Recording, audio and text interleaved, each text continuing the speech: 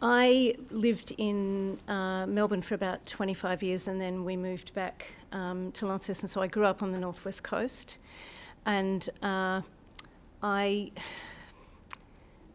kind of knew about some of the limitations in the healthcare service in Tassie, but coming back to it, having worked in Melbourne, has been, I've really struggled with some of the limits to what's available here.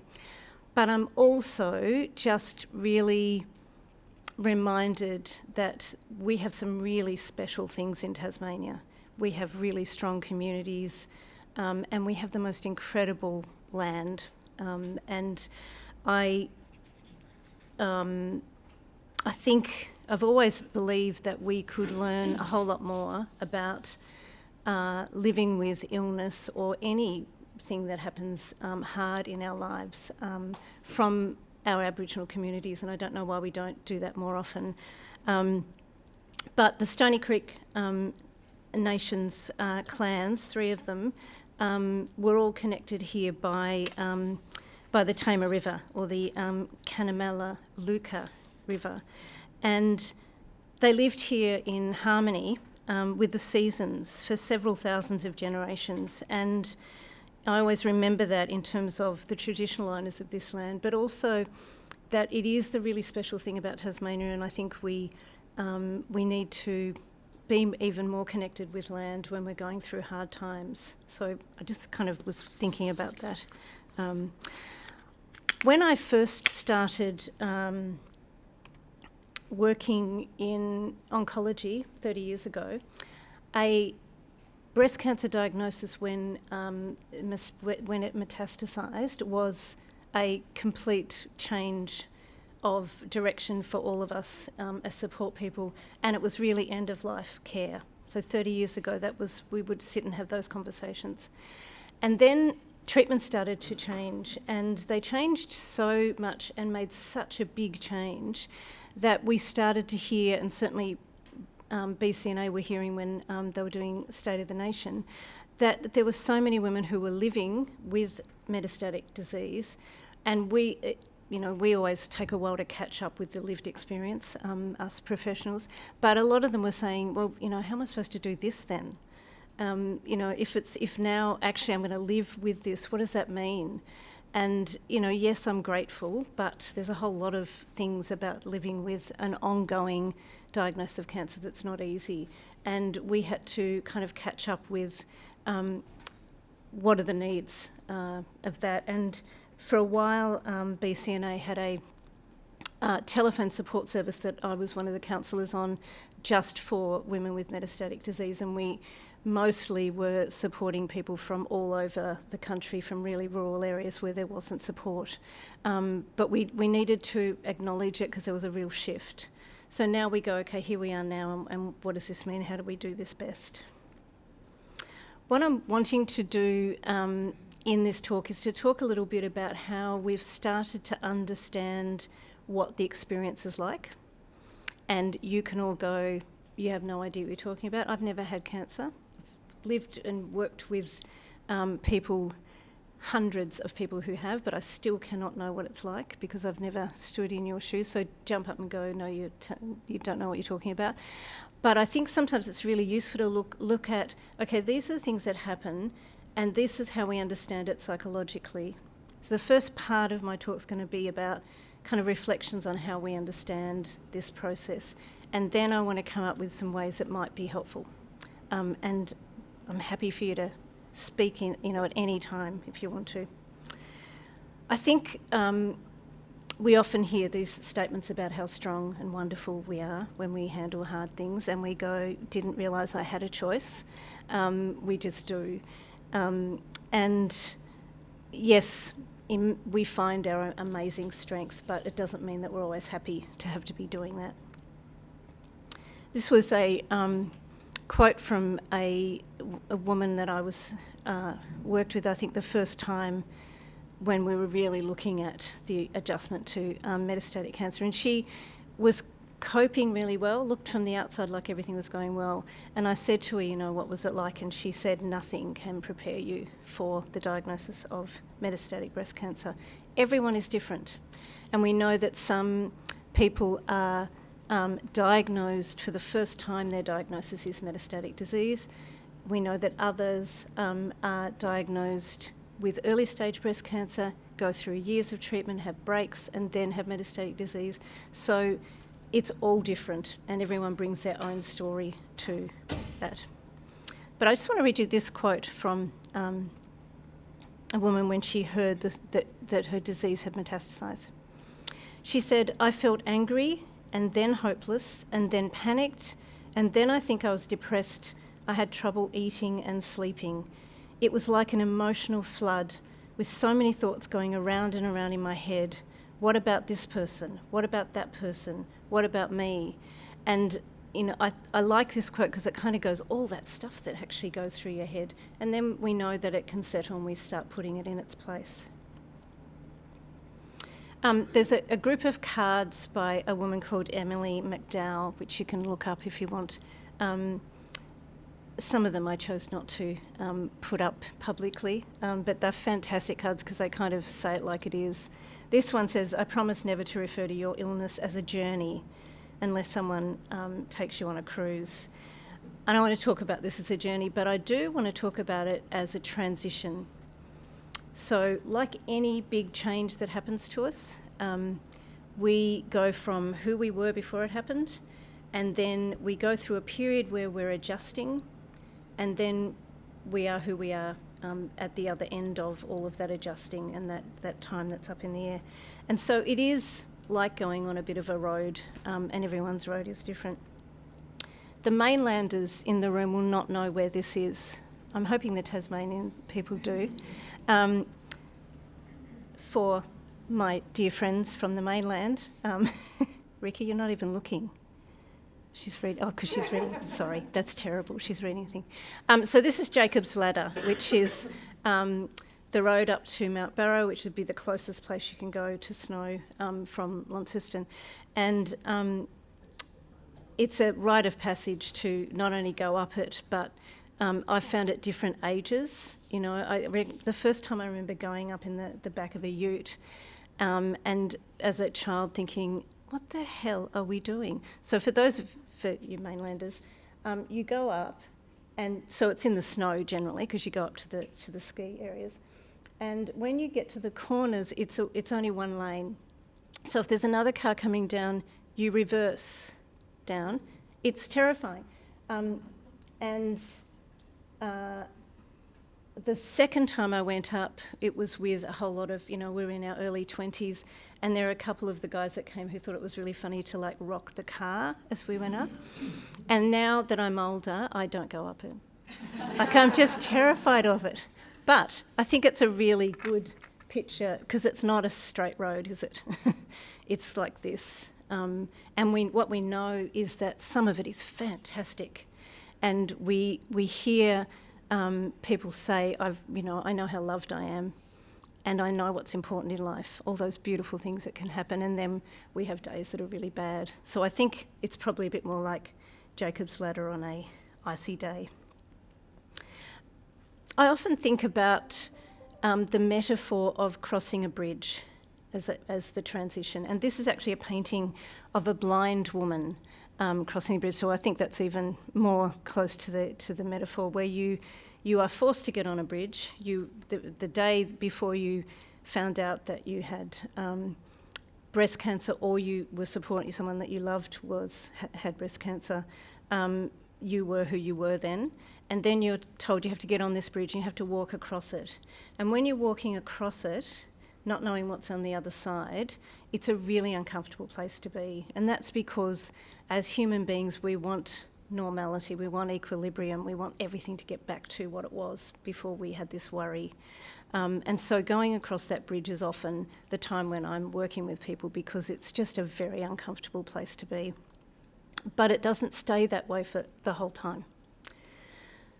But we know that there's a whole lot of things that we need to look out for that can make that bridge even harder to walk across. One of the things is that information, and there's a lot of, this is one of the things BCNA does really well, talks about really well. It's one of the things that Cancer Council does really well, and that is knowing that information is power, and information can allay fears and it can empower us. But it also can be overwhelming, and we can get too much of it, and we can get information that's not helpful. I remember when the internet first really became big, and I was working in cancer, and we made a little pamphlet about safe surfing, and it was like, don't go surfing, on your own, and don't go surfing, meaning on the net, because we would have people come in with these reams of paper, and they'd be so overwhelmed, and half of it didn't relate to them, but that information thing. So whilst accurate information can inform, protect, ensuring the best available care, at the same time reading and hearing cold hard details can be painful at times for you and your family. And so we just need to think about when we get the information, and that any information we get becomes a question to us rather than the answer to take to your care team or whatever. And that now information about cancer there's an emotional fallout to it. So prior to the diagnosis, you could read something about breast cancer and go, oh, that's interesting, or poor them. And now you read it and you go, oh my God.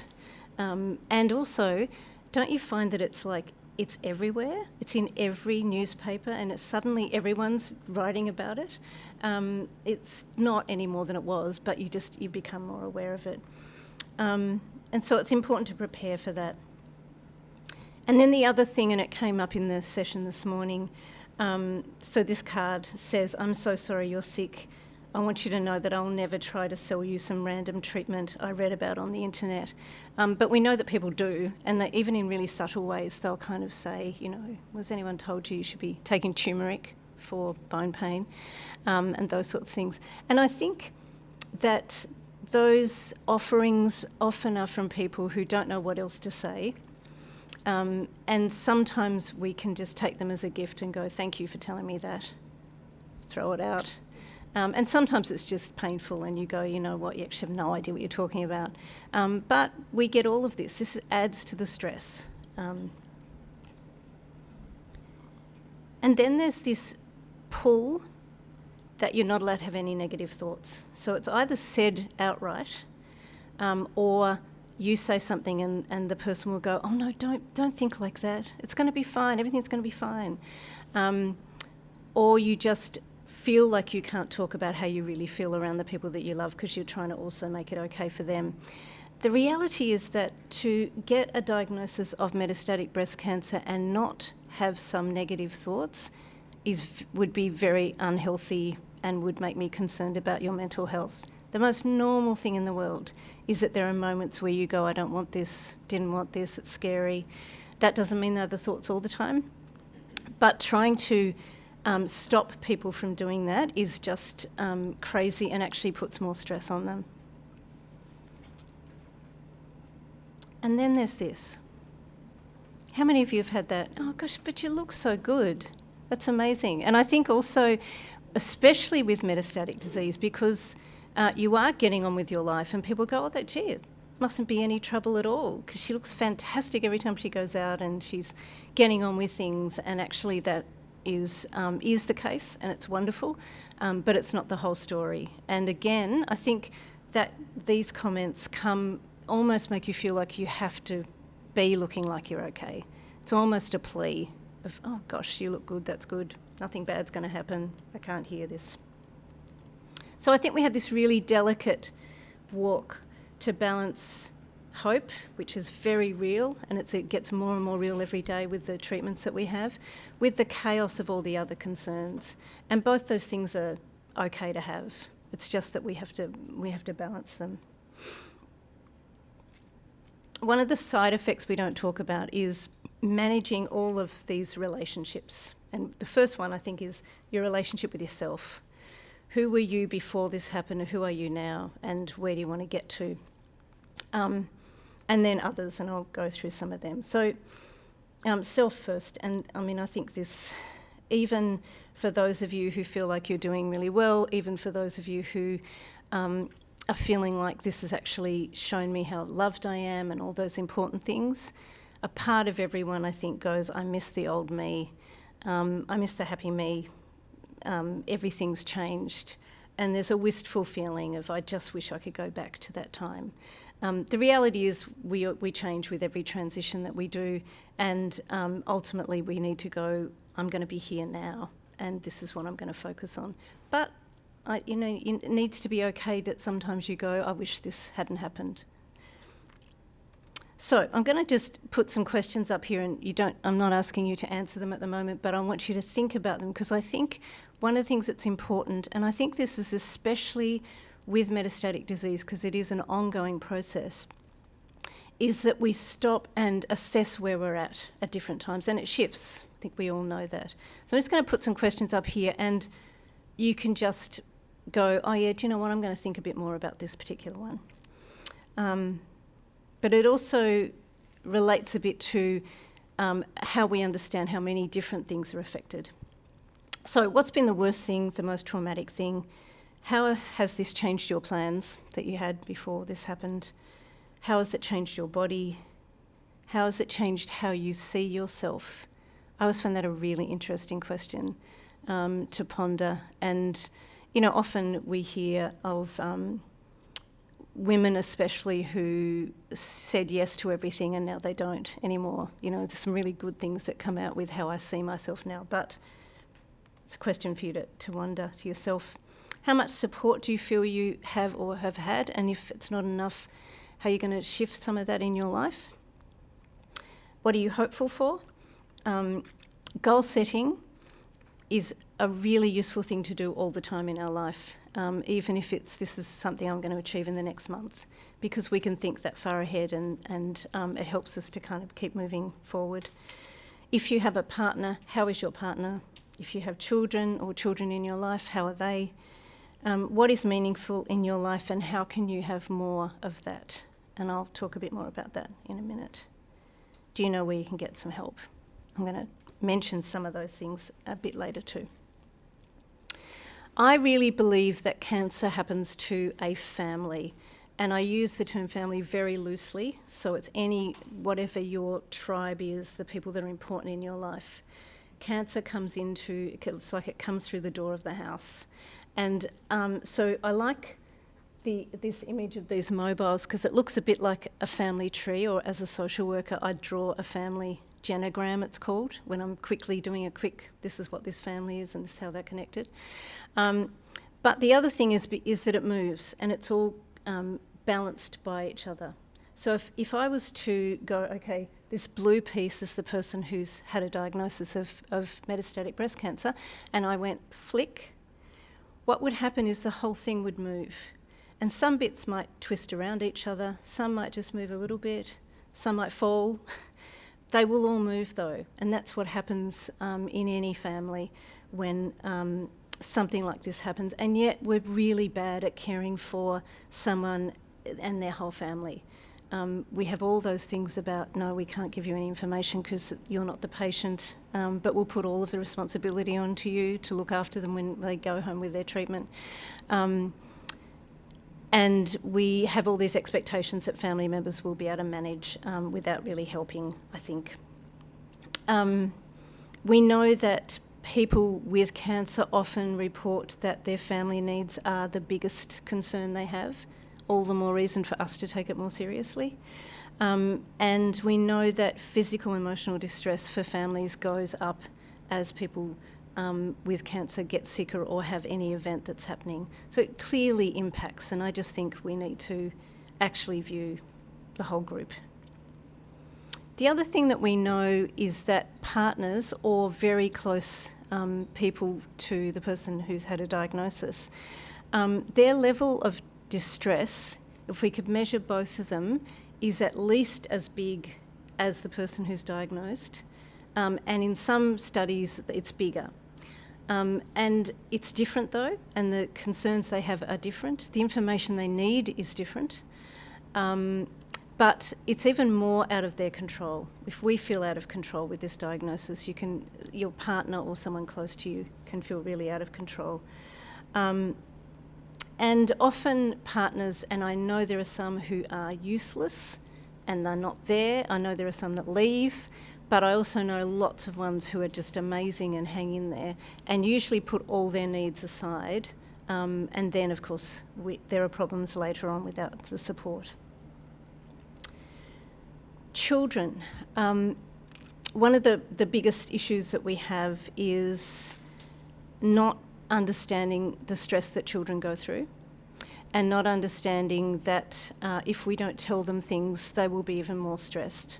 And so, you know, the shorthand answer to working with kids is that they need to be involved, they need to be allowed to ask the questions, and they need to go, that's really interesting, Mum, thanks a lot, or Grandma, or whoever, now I'm going to go and play footy, and that's a really normal response. The problems we have, and the kids I've had to work with after the fact, is that children view the world from their point of view. Cognitively, they are the centre of the universe. So if we don't tell them what's going on, they believe it's their fault. Almost always. They will somehow go, that must be something I did then. And so it's so much better, even though I'm a mum, and I have a whole lot of my sister's kids as well, and I know that everything in me wants to not tell them bad news. Everything in me. And so I have to do it in spite of my feelings because I know that that is going to be better for them. And then there's the impact on, this is a big title, but your relationship with the outside world. So often there can be a feeling at times that I feel like I'm walking through this world and I'm not even kind of in it in the middle anymore. So I'm going to read you this quote. Chris and I attended an anniversary brunch about 2 months after my diagnosis with METS, and I sat there thinking how different I felt from everyone else. I was sick, I wasn't sure of a future, I had to endure suffering, and I hated everyone else for the good life that they had. I've become very impatient over the years with other people and their complaints. How dare they complain to me? I usually get over it and become my old supportive self. I want to be the one that's there for my family and friends. I hate always being on the receiving end. Sometimes I feel so inadequate, and yet I know how much I'm loved and how lucky I am. This quote, it's like it gives you every aspect of this. I'm really pissed off that I'm the one that's unwell and these guys are all just going on with their life and they haven't got anything to worry about. But I'm also still want to be part of this group and I want to be supportive of them, but I'm also wishing that they'd all help look after me, but I'm also all that stuff in navigating. And then there's the friends that actually don't know what to say. I'm not going to ask for hands, but when I have done in the past, most people can think of someone they thought would be there, absolutely believed, without a shadow of a doubt. If something bad happened, that person would be there for me, and they weren't.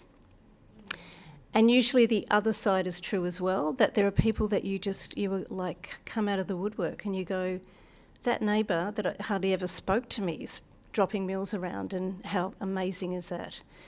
All of these things are the extra stresses that accompany it. I jump because I want to get into what we do about it. So all of these responses are very normal, and actually we do adjust. So this is not about me wanting to go, gosh, it's all so heavy and hard. I want to give it a moment to say, yes, it does. But there are times when there is really a lot of emotional distress. And you can see by this quote, I'm sad, tired, lonely, scared, I'm fine. People are just saying I'm fine, and yet there's a whole lot of other things going on. And I won't read through all of this, but I just want to acknowledge that it's the most normal thing in the world to have moments where it's not okay. And the thing is, we know what to do with it. We actually know how to help. We know how to help depression. We know how to help anxiety. You don't need to live with it. And most people who go through an experience of really struggling come through the other side, but there's no need to do that by yourself and telling yourself that you should be happy and you should be fine, and we don't want any shoulds. Okay, where to get help? Now, we had a slide for this, and then It didn't come, so I'm going to read some of this, but we can talk about it a bit afterwards. One of the things I want to say is that I acknowledge that mental health services in Tassie are few and far between, and we need more of them, and it's probably not news to you, but there is quite a bit that's available. And what we know is that a lot of the supports that are available are actually all that's needed. So there are moments when you feel overwhelmed, and it might be that calling a helpline and talking to someone who knows about that can help you, rather than having to necessarily get a referral and finding a psychologist, which we know is really hard. There are times when that's necessary, but there's a lot of support that can happen by just getting some more information or having someone who acknowledges what the experience is like. So we have breast care nurses in Tassie, both McGrath and employed by kind of government in all of the three main hospitals. I know people live lots of distances away from the main hospitals, but there are some that are community-based too, so we have McGrath nurses. There are oncology social workers at the main hospitals. Again, there are limitations in how much follow-up care, and I think it's usually once treatment's finished that you need it, but anyway. You heard from Kirsten this morning about all the things that are available with BCNA, but Cancer Council Tasmania have some amazing supports. So those of you who live around this area, I hope know about the support centre that's just near the LGH, and you can drop in there and just say, I don't even know what I need at the moment. And there's a whole lot of supports that are there, plus it's a really beautiful place to go to. There's also one in Sandy Bay, and there's also one based at the Burnie Hospital? No, Devonport, there you go. One of the things that's come up a few times is whether doing online counselling with a psychologist is as good as face-to-face, because in Tassie, you're shaking your head, okay. It can be. I think what I often hear is that people want the support from a counsellor who knows about cancer. So they might be an amazing therapist or someone that can help with anxiety, but there's something about really getting someone who knows what these experiences are like. You can get a mental health plan from a GP, which will give you up to 10 sessions with some Medicare rebate. It'll still be out of pocket, and it's too much. But we keep pushing that we actually need more support in that sense. But I'm going to keep going. So the step then, really? Okay. The step then is, how do we get back control? So we're talking about this chaos. How do we actually get things rebalanced? And one of the things that sounds like a really simple concept, but and I don't know how easy this is to read. Oh, okay, might not be able to see that this is also a staircase. But this was one of the best things I've ever learnt, and that is when we get news and we think, okay, gosh, this is going to have to happen, I'm going to have to tell this person I have to start this treatment, I'm going to take time off work or whatever, and I'm really scared what's going to happen in the end. It is overwhelming. But if you focus on just this here now, any of us can do that. And there are times when I've worked with people and said, can you make it till lunchtime? And they'll go, well, yeah, I can make it till lunchtime. I just can't deal with all this stuff. And we go, let's do it in little steps. That's a really important thing to just bring things back, because it's when we start thinking ahead, and the thinking ahead is thinking about all these things we don't know the answer to. So it's not that I'm saying pretend there's not uncertainty. I'm saying if we focus on what we do know right now, we can manage those times of real panic. So that's important. And I'm going to use a few images of country just because we should. So this is a part of the Aurora Australis, which I've yet to see live, so that's one of my things to do in Tassie. Decide what time frame you can cope with and only focus on that. That time frame will change. So sometimes it's about, I can manage until my next scan, can't think beyond that, that's fine. Sometimes it's, I can manage this week, I can successfully go, I'm going to see a friend on Wednesday, I'm going to do this. And sometimes I can manage much more than that, and then I might get shrunk back to another part of the just today. It's important to go, what can I cope with right now, and I'm not going to let myself think beyond that. I'm going to try and explain this concept as quickly as I can because I think it's a really important one. So one of the things about living with uncertainty, and I hear that is the worst thing, the worst part of all of this is the not knowing what's coming and what's uncertainty, is that we learn how to challenge the automatic negative thoughts that happen. So this is cognitive therapy, but it's really powerful because we can grab hold of, when our mind races out of control. So the concept here is that a situation happens, and usually we have some kind of thought. And then because of that thought, we have a feeling, and because of that feeling, we have a behaviour. So let me give you an example. So the situation here is that someone important to you says something really negative about you and you hear it. And the negative thinking can be, oh gosh, I'm no good, I don't do anything right, nobody likes me. So there are times when we just do these big thoughts that come kind of out of control. Because of that thought, we start to feel down and helpless. And then we have physical response. So we might feel unwell, or we might have racing heart. And then maybe we stop going out.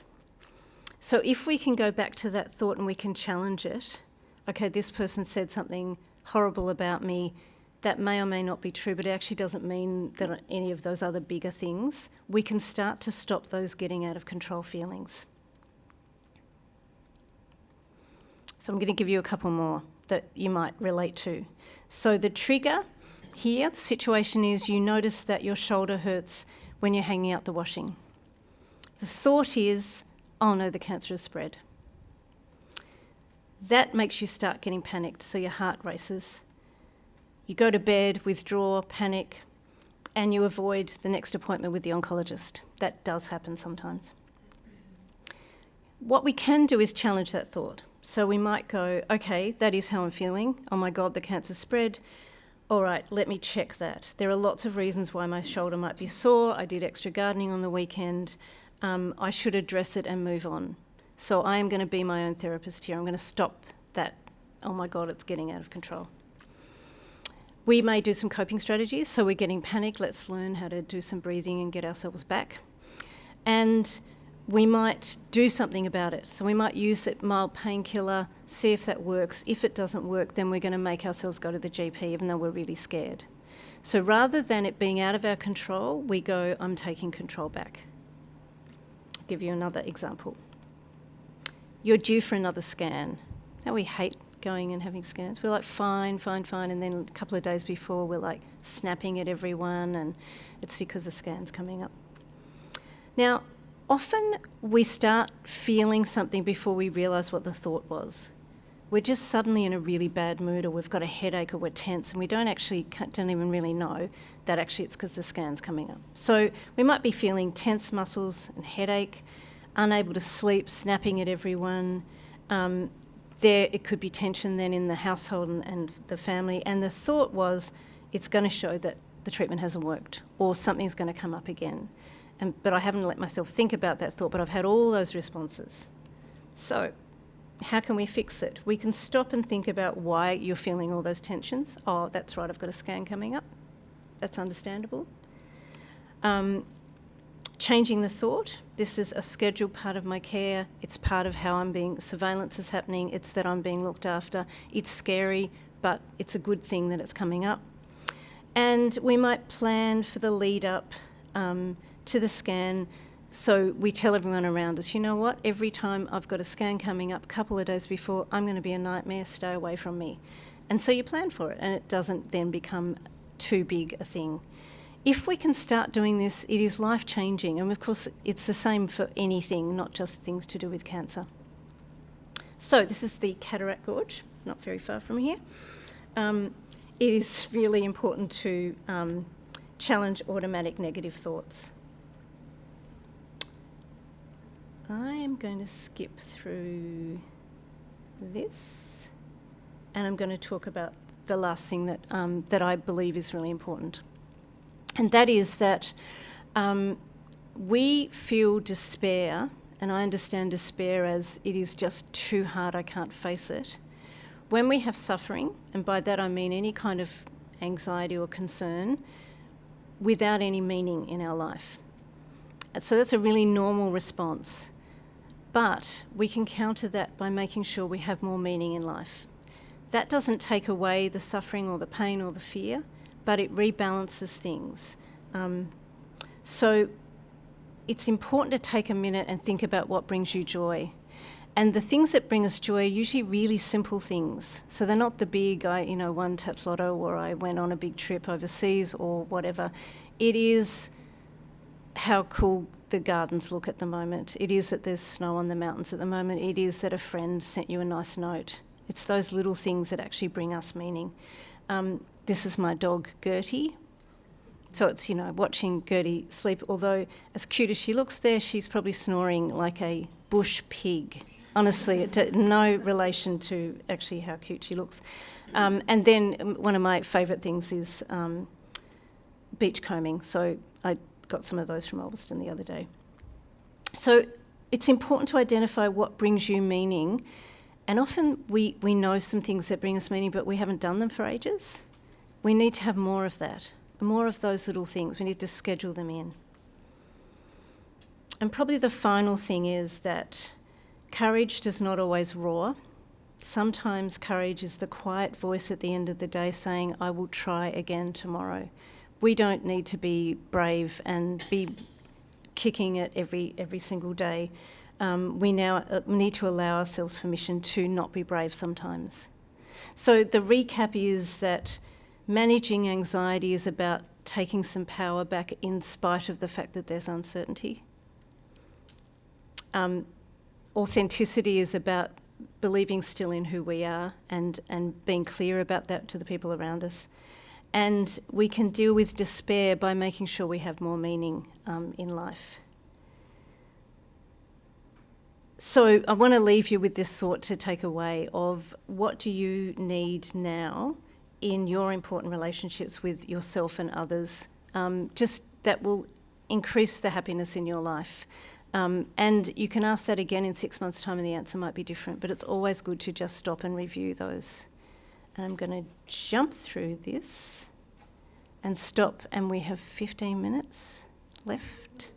Okay, sorry, I often have just far too many images, and then you all sit there and go, God, when is she going to stop talking?